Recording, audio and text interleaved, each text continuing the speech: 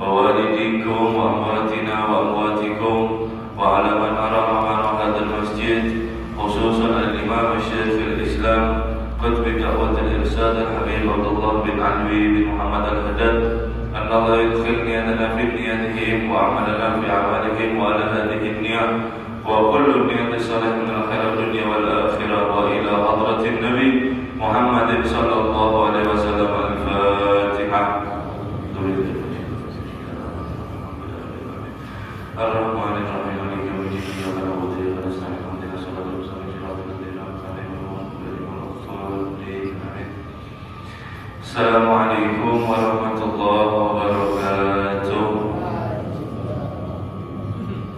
الحمد لله رب العالمين وبه نستعين على أمور الدنيا والدين وصلى الله على سيدنا محمد خاتم النبيين وعلى آله وصحبه أجمعين. سبحانك لا علم لنا إلا ما علمتنا إنك أنت العليم الحكيم. رب اشرح لي صدري ويسر لي أمري واحلل عقدة من لساني يفقهوا قولي ولا حول ولا قوة إلا بالله العلي العظيم. اللهم صل على سيدنا محمد القائم بحقوق الله ما ضاقت إلا فرجه الله. أما بعد. Kembali kita bersyukur kepada Allah Subhanahu wa Ta'ala.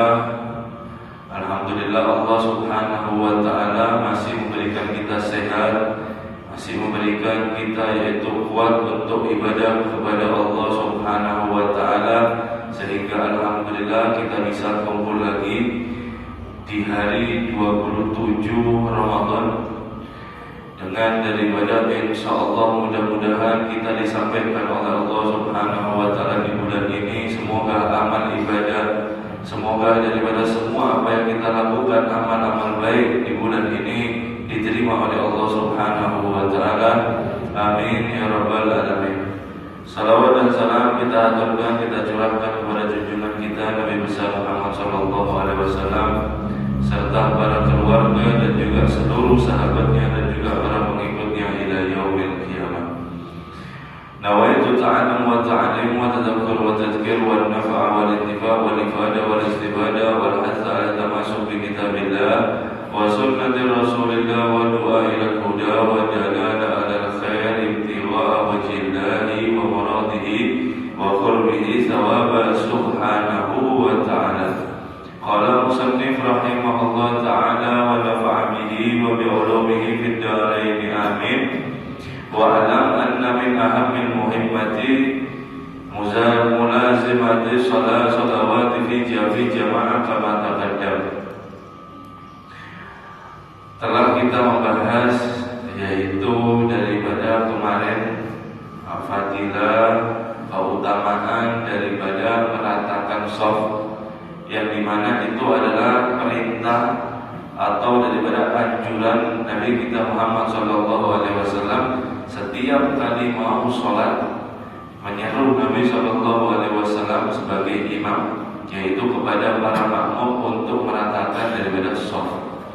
Dan Al-Habib Abdullah Al-Haddad menulis di dalam kitab ini sekarang adalah sunnah yang mati, yang jarang daripada kita untuk melakukan daripada sunnah itu.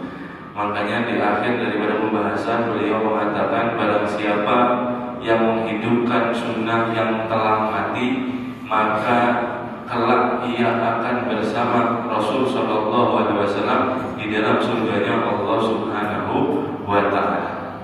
Banyak daripada sunnah kemarin kita siwak, sunnah rawatib, kemudian qiraatul Quran itu adalah merupakan daripada sunnah. Bahkan yaitu menambahkan sedikit al-fakir di sini, untuk setiap hari biasakan memulai hidup dengan daripada sunnah. Mulai bangun tidur tadi kita mulai sahur sampai mau guring, mau tidur, lakukan semua daripada sunnah Nabi Shallallahu Alaihi Wasallam. Yang pertama, insya Allah kalau kita sudah biasa, ada jaminan sendiri daripada sabda beliau, yaitu nanti bakal orang itu sama aku di surga karena aku cinta kepada dia, karena dia mengikuti yaitu daripada sunnahku. Kemudian di sisi daripada jaminan kita hidup, kita daripada setiap harinya itu melakukan daripada sunnah Nabi Shallallahu Alaihi Wasallam merupakan daripada satu kesehatan yang dimana Nabi Shallallahu Alaihi Wasallam contoh kita di dalam daripada permisi, yaitu sampai kita ada di dalam WC kita dianjurkan bagaimana cara buang hajat. Nah, kemudian contoh lagi yaitu kita disunahkan setiap kali daripada mau minum atau sedang minum itu hendaklah daripada tangan kanan. Ini sopan adab.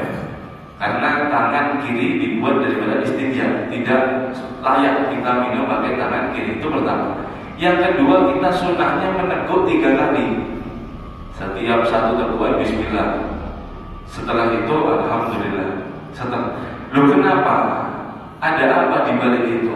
Ternyata daripada sabdanya Nabi Shallallahu Alaihi Wasallam 1400 tahun yang lalu, ketika di abad 21, di abad era kita ini, sekarang dengan kemajuan teknologi, dengan daripada kita minum sambil tersendat atau kita minum sambil bernafas, satu minum terus ditelan, kemudian lanjut minum lagi, itu merupakan daripada filter atau saringan yang ada di antara lambung ini tidak langsung masuk semuanya.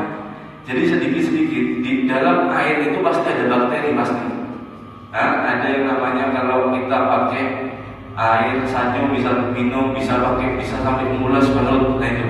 Kalau minum daripada biasa air putih biasa, kita minum atau es apa kan, dengan 3 tegukan itu setiap tegukannya itu yang masuk semuanya itu yang bergizi. Artinya apa? Yaitu kuman apa itu tidak masuk semua ke dalam daripada tubuh kita. Menyebabkan apa? Akhirnya sehat. Ginjal kita bagus, lambung kita bagus. Maka juga seperti itu. Ini sunnah. Kemudian yang di sabda Nabi Shallallahu Alaihi Wasallam menyunahkan juga untuk daripada lambung ini dibagi menjadi 3. Ini kehebatan sunnah yang telah dibuktikan 1400 kemudian tahunnya daripada Nabi Shallallahu Alaihi Wasallam yang dulu tidak ada apa-apa dan tidak tahu maksudnya Nabi ini maksudnya apa, karena daripada sahabat atau daripada tabi'in dan tabi'in, yaitu ketika kita makan gunakan daripada makanan itu sedikit saja. Jadi lambung, misal berapa besarnya lambung, gunakan untuk makan 1/3, makan secukupnya. Kemudian gunakan untuk minum 1/3. Jangan minum nanti berapa gelas, jangan 1/3. Kemudian sisakan sepertiganya itu ada di lambung untuk nafas. Nah, untuk daripada nafas. Kemudian diteliti lagi di abad 21 kita ini, yaitu daripada orang-orang barat yang meneliti, bukan orang muslim, yang meneliti malah daripada yaitu orang-orang barat. Diteliti penyebab daripada penyakit banyak orang ada di dalam daripada tubuhnya itu kebanyakan atau berapa naik daripada 50% itu sebabnya bukan karena apa-apa, hanya karena kebanyakan daripada makan. Banyak makan, mumpung buka 18 jam tidak memasukkan nasi, begitu makan dia balas setengah McGinger, setengah Magicom itu dia habiskan. Kemudian makannya pakai santan banyak-banyaknya, ya kumat lambungnya, asam lambung naik. Mau nafas ini susah, mau berdiri susah, sudah tidak bisa berdiri. Kenapa? Kekenyangan. Nanti es nyur 1 muk kalau bahasa orang Jawa itu, 1 termos teko gitu, diminum semuanya, nafasnya susah. Mau nafas ini daripada susah, dan itu sudah disebutkan oleh Nabi kita Muhammad SAW 1400 tahun yang lalu. Sallallahu Alaihi Wasallam. Dengan biasa kita hidup daripada yaitu mengikuti sunnah Nabi kita Muhammad SAW, niscaya kita insya Allah badan dohir batin kita akan sehat. Ya, kalau kita sudah kekenyangan itu mau sholat 2 rakaat, ya Allah kayak mau disuruh sholat 100 rakaat. Kenapa? Malas, berat badan. Mau ngaji Al-Quran, baru buka Al-Quran langsung kayak kena angin-angin sepoi gimana, ketiduran gitu. Kenapa? Kekenyangan. kekenyangan. Makanya para ulama kita itu hadirin, ada sebutkan daripada satu ulama, beliau itu 1 bulannya, ini kisah nyata ya, 1 bulannya masuk WC 1 kali. 1 bulan masuk WC 1 kali. Ini tidak hawarikul ada, ini mengalami daripada biasa. Diteliti, dicari tahu kenapa, karena beliau tidak pernah makan kecuali secukupnya. Tidak pernah makan minum kecuali secukupnya. Pernah di 1 bulan beliau ini masuk WC atau buang hajat 2 kali dalam 1 bulan. Kemudian ibunya mengetahui seperti itu, ibunya keluar rumah nyari daripada kawan-kawannya, ud'u ila waladi, doakan daripada anakku, doakan anakku. Kawan-kawannya terkejut, kenapa? Anakku kena musibah. Loh, musibah apa? Oh, tadi pagi sama saya kok ada kok. Tadi pagi saya ngajar bersama, ada kok. Kita ketemu kok. Iya, karena anakku 1 bulan dia masuk WC 2 kali. 1 bulan masuk WC 2 kali. Mungkin ulama tadi itu terkena bulan itu ada saruan kan, atau ada apa kan, makan kebanyakan, akhirnya masuk WC 2 kali 1 bulan. Itu sudah katanya ibunya, yaitu musibah. Allah, bagaimana dengan kita? Sehari berapa kali? Habis buka 1 kali, habis tarawih 1 kali, mau guling 1 kali, banyak, makannya banyak. Makannya banyak. Sampai Imam Syafi'i diceritakan, beliau tinggal di kota Madinah. Beliau tidak pernah buang hajat atau buang daripada hajat ke WC itu melainkan keluar dulu daripada kota Madinah. Kita bisa bayangkan berapa hari sekali beliau daripada buang hajat. Gurunya Imam Syafi'i. Kenapa Imam kok sampai nunggu keluar dulu daripada tanah haram untuk buat hajat? Ya karena saya suka kepada Rasul Shallallahu Alaihi Wasallam. Keluarnya itu 22 km dari tanah haram ke batasan daripada tanah haram. Dan Imam Syafi'i memiliki banyak kendaraan, akan tetapi tidak pernah ditunggangi. Artinya ada yang mau silakan ambil, ada yang pinjam silakan pinjam. Kenapa? Karena saya sumpah kalau badan saya diangkat sama telapak kaki kuda. Ikraman dari Rasulullah Sallallahu Alaihi Wasallam, memuliakan daripada Nabi Sallallahu Alaihi Wasallam. Kita bisa bayangkan berapa hari sekali para imam, para ulama itu yang mengamalkan daripada sunnah Nabi Sallallahu Alaihi Wasallam. Tapi jangan kita tiru yang seperti itu, karena ada bisa mengganggu kita. Kenapa? Kelaparan, tidak ada tenaga. Ini bukan sunnah namanya. Itu adalah khawas, itu adalah khusus bagi mereka.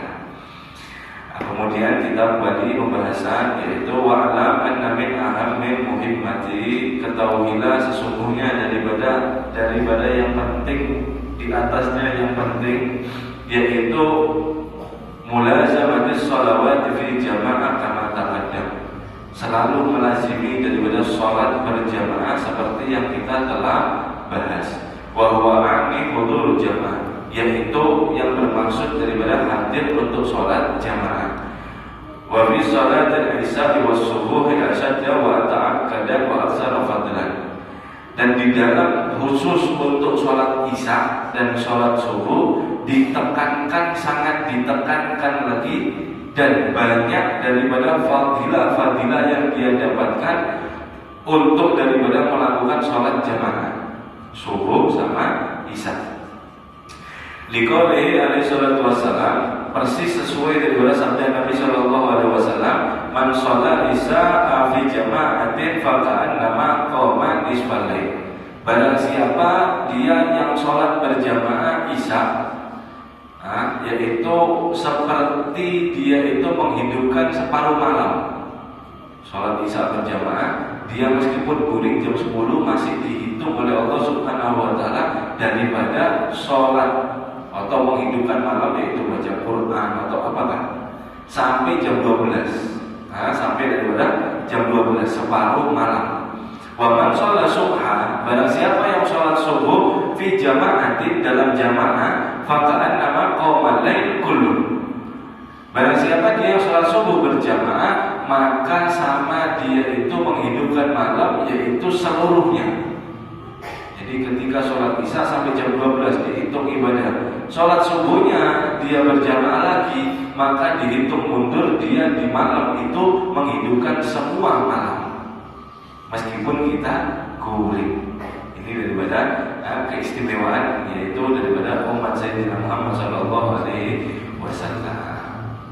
Wa qala alaihi salatu wassalam, berkata Nabi sallallahu alaihi wasallam, farqu ma bainana wa bainal munafiqina annahum la yastati'una hudura isya'i was subhi fi jama'ah. Perbedaan di antara kami, golongan daripada Nabi sallallahu alaihi wasallam, dan di antara daripada kaum munafikin, yaitu mereka tidak bisa atau tidak diberi kemampuan untuk daripada hadir sholat berjamaah isya dan juga daripada subuh. Nah, itu perbedaan daripada golongan Nabi Shallallahu Alaihi Wasallam dan golongan daripada para munafikin. Kenapa? Karena isya sama subuh ini paling berat buat jamaah. Nah, subuh ini nyamannya guring, malam ini sudah capeknya begawi isya. Makanya itu paling daripada berat. Dan alhamdulillah kita di waktu ini dipilih oleh Allah Subhanahu wa taala, yaitu satu pembebasan daripada sifat munafik.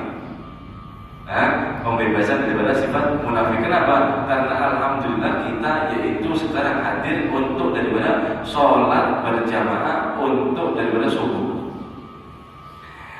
Nabi Shallallahu Alaihi Wasallam bersabda berkaitan tentang duduknya kita di sini. Man shalla bada fi jama'ah thumma qa'ada yadhkurullahi hatta matli asy-syamsi thumma shalla rak'atain kanat lahu ajran hajja umratan wa qala sallallahu alaihi wasallam tamma. Barang siapa dia yang sholat subuh berjamaah, ini tidak yaitu diidentifikasikan di hadis ini di dalam masjid atau di rumah kalau ada masyarakat kesulitan daripada hudur hadir di masjid, misal di satu waktu. Siapa dia orang yang sholat daripada berjamaah subuh, kemudian semua kok ada dia duduk mengingat kepada Allah Subhanahu wa taala, dia zikir, dia sholawatan, dia taklim, dia macam-macam. Pokoknya tidak yaitu tercampuri dengan urusan duniawi. Sampai daripada terbitnya matahari, maka kemudian dia sholat 2 rakaat, sholat sunnah isra yang insya Allah nanti kita laksanakan setiap harinya kita di sini. Maka untuk dia ganjarannya itu sama seperti orang haji dan umroh sempurna. 3 kali sempurna. Misal kita selama hidup tidak ditakdirkan oleh Allah Subhanahu wa taala haji, misal, tapi mudah sebelum kita meninggal haji, yang sudah haji lagi, yang belum haji mudahan dihajikan oleh Allah Subhanahu wa taala, mungkin daripada faktor ekonomi atau kesehatan badan. Alhamdulillah kita di sini sama takmir panitia masjid disediakan setiap hari ada taklim. Setiap habis subuh, yang dimana itu ganjarannya sama seperti haji dan umrah makbul. Makbul. Kalau misal kita nanti, insya Allah diterima duduknya kita di sini oleh Allah Subhanahu wa taala. Ketika dihisab, kita tiba-tiba kaget melihat amal kita. Loh, misal di dunia tidak sempat haji, kemudian dihisab banyak dapat pahala haji. Dikumpulkan sama orang-orang yang dapat daripada pahala haji. Ini kamu bagian haji, ini kamu bagian umroh, ini kamu. Padahal kita selama di dunia kita ingat flashback, kita ingat kembali. Tidak pernah kita tahu haji atau umroh, atau pernah haji dan umroh mungkin cuma 2 kali seumur hidupnya. Tapi dia bisa dapatkan setiap tahun itu beberapa. Padahal satu musim haji itu cuma 1 bulan. Kok saya dapatnya ini 360 hari? Misal setiap hari dia nuntut ilmu, atau setiap hari dia setiap subuh tidak pernah guring, yaitu berzikir kepada Allah Subhanahu wa taala. Dia sangat heran. Loh, kok bisa Kok bisa dia dapat? Karena diteliti lagi, dilihat lagi, dia dapatkan itu seakan-akan daripada dia haji dan umroh, pahalanya sama persis ketika kita berangkat daripada haji, yang dimana haji itu sangat daripada lelah. Pertama dari segi badan, kita tidak cerita segi nikmat, segi daripada badan perlu fit yang kuat, perlu daripada ekonomi materi yang sangat banyak, sanggup ini, kemudian perlu macam-macam, perlu memakan waktu, semua korbankan untuk haji. Loh, kita yang duduk di sini dengan itu kok bisa sama? Inilah daripada keutamaan umat Sayyidina Muhammad Sallallahu Alaihi Wasallam. Nikmat kita, alhamdulillah, khususnya di kampung kita ada hal yang semacam ini. Karena kita tidak bisa merasakan daripada betapa besarnya daripada keuntungan kita sekarang, melainkan nanti ketika kita sudah daripada meninggal, kita baru tahu nilainya. Oh, ini yang mulia, oh ini yang tidak mulia, oh ini yang manfaat, ini yang tidak manfaat. Seperti itu.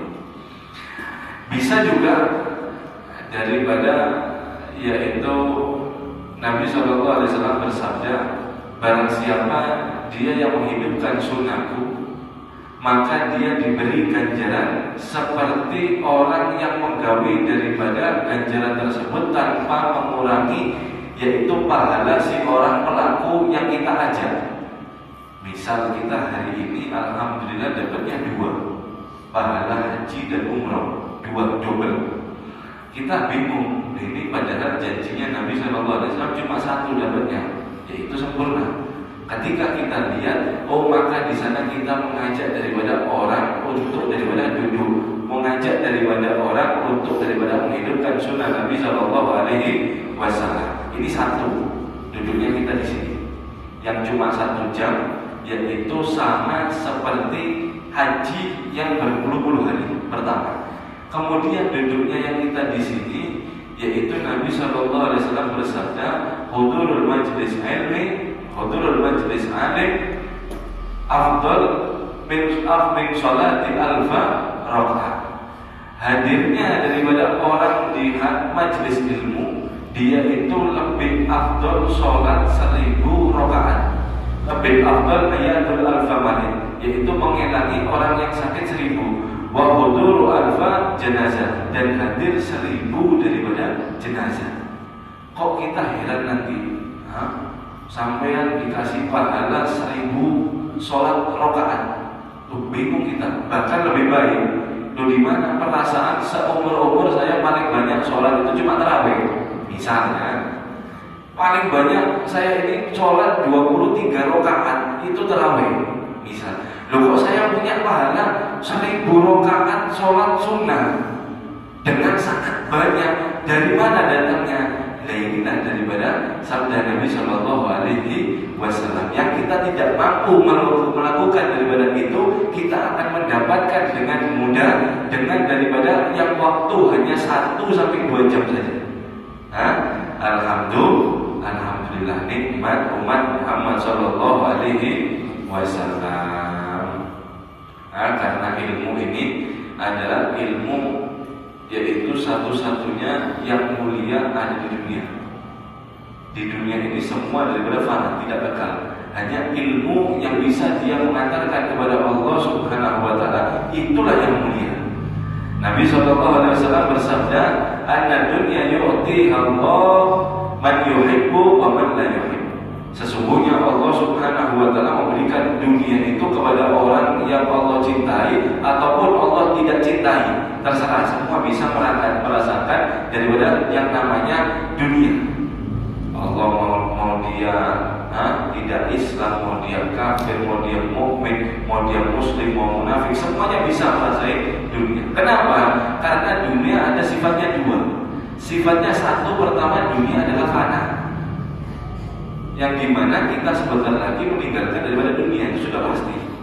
Sampai yang kekal ada dunia, tidak ada. Artinya apa? Dunia fana, kecuali dia memberi atau daripada yaitu menggunakan dunia itu dengan bisa sifatnya baqiyah, yaitu kekal, abadi. Kenapa? Kok bisa? Karena dia gunakan untuk di jalan Allah Subhanahu wa Ta'ala. 100.000 sampai gunakan makan menuruti hawa nafsu sampean. Yang 7.000 itu sudah kenyang, beli nasi bungkus 7.000 sudah kenyang. Tapi sampean ingin menuruti hawa nafsu, beli daripada 100.000 yang mewah. Sama sampean gunakan 100.000 untuk gunakan bangunan masjid kan, gunakan bangunan pesantren kan, gunakan kepada sedekah anak yatim kan, dan lain-lain. Misal, maka daripada yang tadi yang kita gunakan untuk sahabat kita, meskipun yang halal 2 jam 100.000 itu jadi apa hadirin? Di dalam perut sudah jadi makanan, 2 jam sudah bersih, jadi kotoran. Akan tetapi kalau kita gunakan untuk pembangunan masjid, tadi kita amal, maka itu sifatnya kekal. 100.000 itu adalah sifatnya yaitu kekal, yang bisa nanti yaitu memberati daripada timbangan kita kelak di yaumil kiamat. Kelak nanti ya di yaumil kiamat. Makanya itu sebagian ulama di dalam saya mengatakan mayyataqillaha fadakalladzi siqa alaihi majrarur rabi. Barang siapa dia yang bertakwa kepada Allah Subhanahu wa Ta'ala, sesungguhnya dia lagi digiring daripada peruntungan perdagangan yang sangat menguntungkan di sisi Allah Subhanahu wa Ta'ala. Karena sifatnya orang mukmin yaitu bukan dia ambisi ada di dunia lah. Dia gunakan dunia itu untuk mengantarkan keselamatannya nanti di akhirat. Itu sifat orang mukmin. Makanya itu dia selalu gunakan daripada takwanya ini, umurnya gunakan untuk takwa, maka dia di perdagangan yang sangat menguntungkan. Di mana masuk daripada surga. Karena surga ini sifatnya adalah abadi. Tidak ada orang mati ceritanya di surga kan ada. Orang sakit di surga kan ada. Orang susah di surga kan ada. Orang kelaparan di surga kan ada. Orang dengki di surga kan ada. Itulah daripada tujuan kita orang mukmin.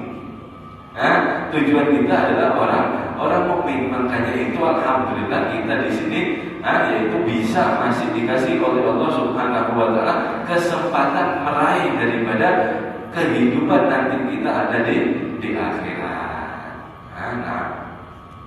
Ini segi daripada fadilah, mudah-mudahan diterima kita daripada duduknya kita, amalnya daripada kita. Amin ya rabbal alamin. Kemudian akan tetapi kalau ilmu ini menerima ilmu itu siapkan wadah yang bersih.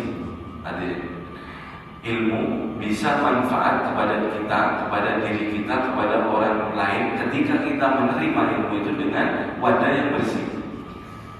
Contoh, kalau kita daripada ada gelas itu dia bening, bersih, nyaman, dimasukilah oleh air putih misalnya. Maka apa jadinya? Air putih dan diminum bisa melegakan daripada dahaga dan itu akan menyehatkan.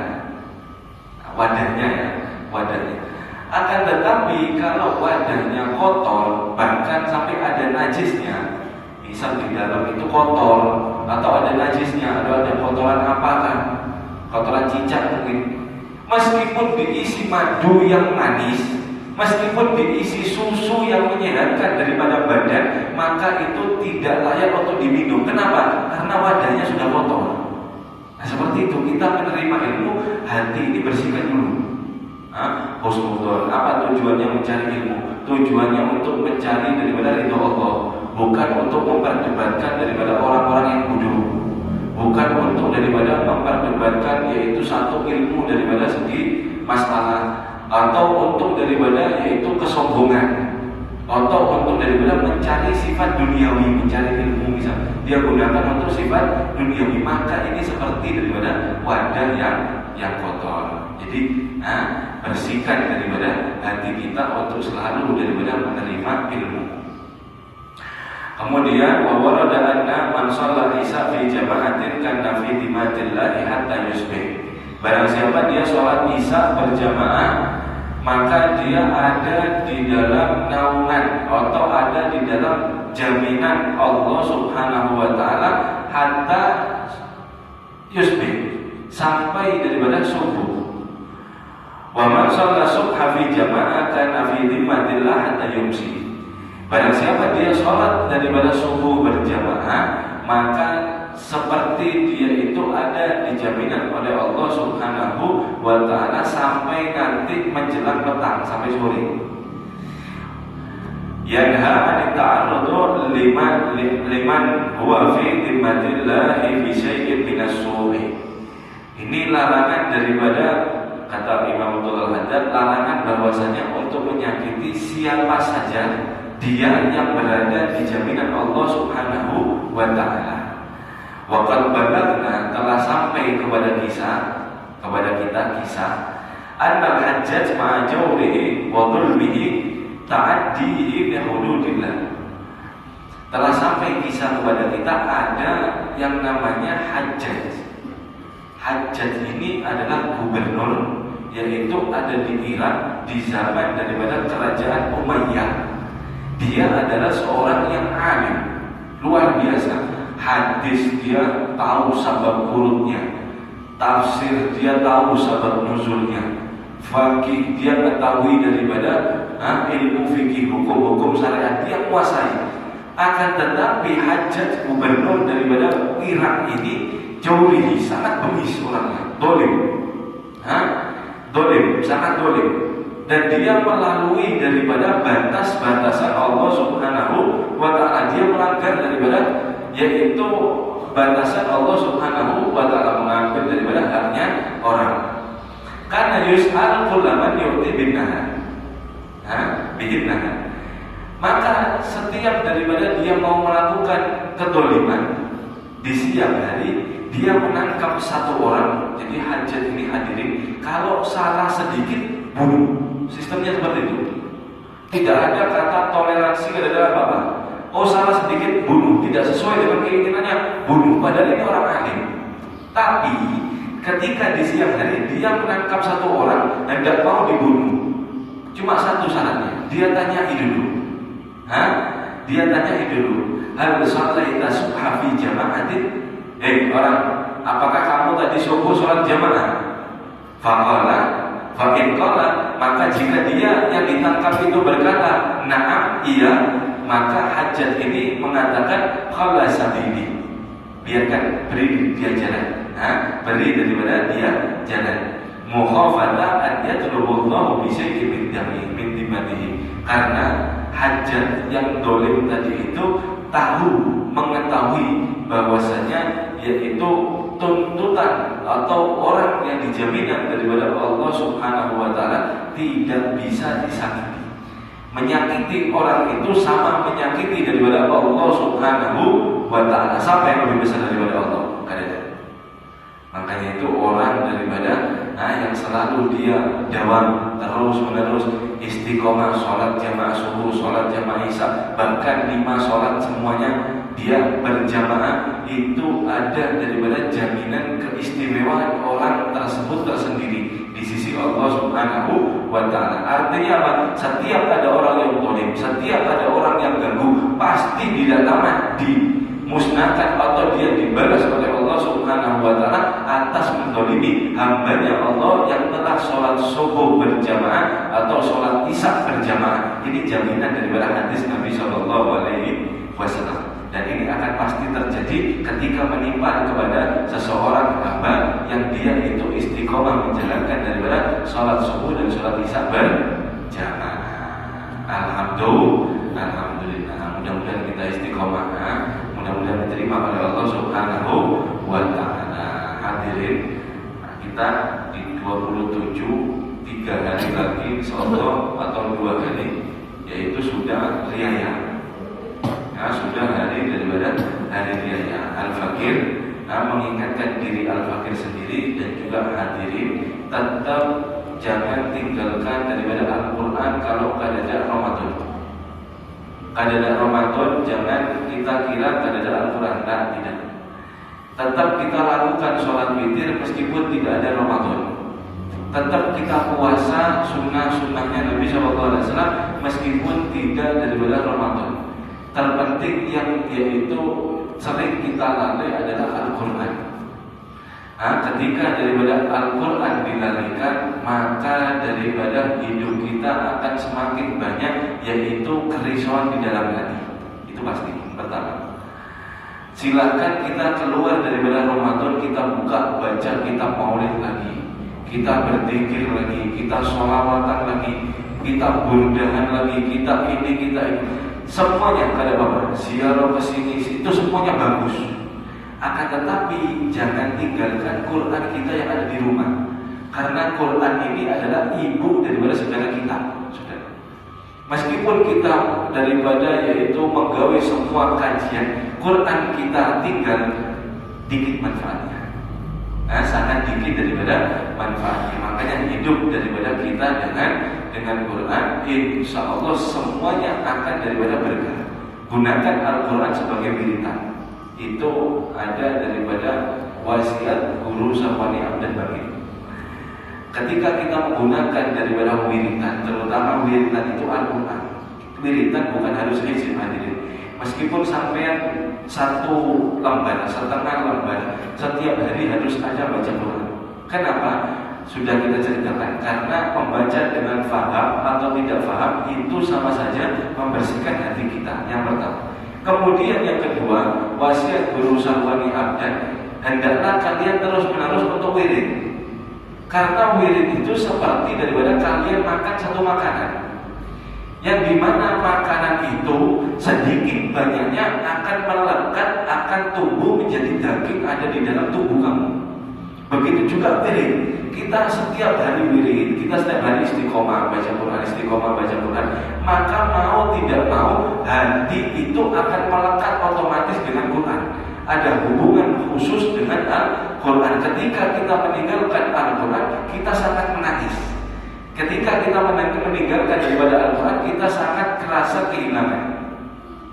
Makanya itu Al-Quran adalah daripada umur kita. Setiap kita terapkan di rumah kita menghidupkan Al-Quran di setiap harinya, jangan kaget kalau anak sampean sukses. Jangan kaget kalau suami sampean atau pasangan sampean, istri sampean akan taat, akan daripada harmonis daripada hubungan rumah tangga. Jangan kaget kalau daripada kerjaan sampean, daripada usaha sampean, apapun yang sampean inginkan cepat daripada terkabul dengan jalan mana-mana saja. Jangan kaget, karena itu sudah janji daripada Allah Subhanahu wa Ta'ala. Karena itu sudah janji daripada Rasul Sallallahu Alaihi Wasallam. Setiap ada apapun kembali ke Quran. Itu yang pertama. Makanya itu kita sebentar lagi ditinggalkan oleh Ramadan. Mudah-mudahan semua amalan daripada apa yang kita gawe ada di bulan Ramadan diterima oleh Allah Subhanahu wa Ta'ala. Kita berharap, kita berdoa kepada Allah Subhanahu wa Ta'ala, mudah-mudahan di Ramadan tahun-tahun berikutnya kita masih dipertemukan oleh Allah Subhanahu wa Ta'ala dalam keadaan taat, dalam keadaan sehat, dalam panjang umur, dalam keadaan yaitu iman yang lebih meningkat daripada ketakwaan kita yang selalu lebih daripada meningkat. Mudah-mudahan setelah daripada umur panjang, setelah daripada amal soleh kita banyak, kita meninggal dalam keadaan husnul khotimah. Amin ya rabbal alamin. Dan mudah-mudahan orang-orang tua kita yang telah mendahului kita, saudara-saudara yang telah mendahului daripada kita, mudah-mudahan mereka dikumpulkan bersama Nabi kita Muhammad sallallahu alaihi wasallam, bersama daripada Sayyidatul Fatimah Zahra binti Sayyidina Rasul, berkat daripada kita anaknya atau kuitannya yang selalu dan terus-menerus untuk daripada mengkaji ilmu atau bertakwa kepada Allah Subhanahu wa Ta'ala. Amin ya rabbal alamin. Bismillahirrahmanirrahim. Ya Rabbana tarafna bi annana tarafna ala Allah asrafna fatub alayna tawba taghsil kull hawba wastur lana al-awrati wa amil al-rawati waghfir li walidina rabbi wa mauludina wal ali wal ikhwani wa sa'ir al-khilani wa kulli dhi mahabba aw jiratin aw suhbah wal muslimina ajma'in rabbi isma qadran wa judan anna la biktisabin minna bil mustafa rasulina bi kulli suri salla